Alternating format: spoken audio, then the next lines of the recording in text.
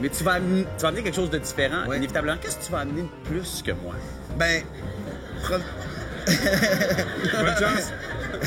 Ben, première des choses, je tiens à vous dire que je ne vous abandonnerai jamais. Ça, c'est...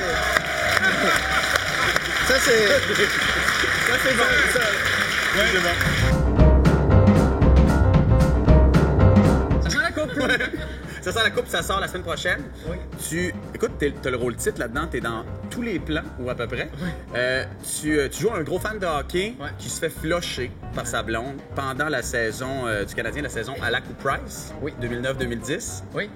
Écoute, j'ai regardé le film, c'est excellent, t'es excellent. Est-ce qu'on peut dire, comme t'es rendu genre un acteur? Ça me dérange pas vraiment. Non? Je m'en fous. Ouais. Prochaine question. Est-ce que je me trompe ou le gouvernement a une sorte de comité de vigie de ce que dit et fait Donald Trump pour pouvoir réagir à Ottawa quasiment instantanément? C'est mis en mode électoral. C'est-à-dire qu'en campagne électorale, les bunkers électoraux ont des équipes de veille pour être certain que le premier ministre sache qu'est-ce qui se passe en temps réel. Par exemple, s'il est en conférence de presse à l'autre bout du pays, il faut qu'il sache que son adversaire a dit.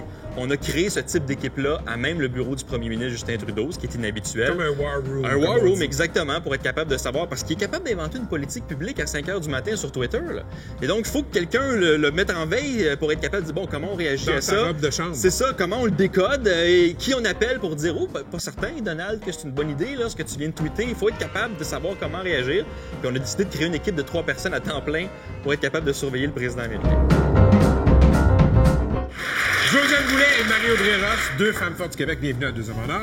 Prenez place. Je suis très impressionné et intéressé de savoir comment ça fonctionne. Ça doit être une partie de la compétition, en fait. Oui, bien en fait, c'est une épreuve qui est classique.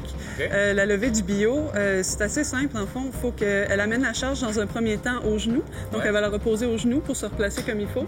Puis ensuite, elle va carrément rouler le bio sur son thorax pour faire un épaulé. Okay. Puis ensuite, l'amener au-dessus de la tête, barrer les coudes, barrer les genoux.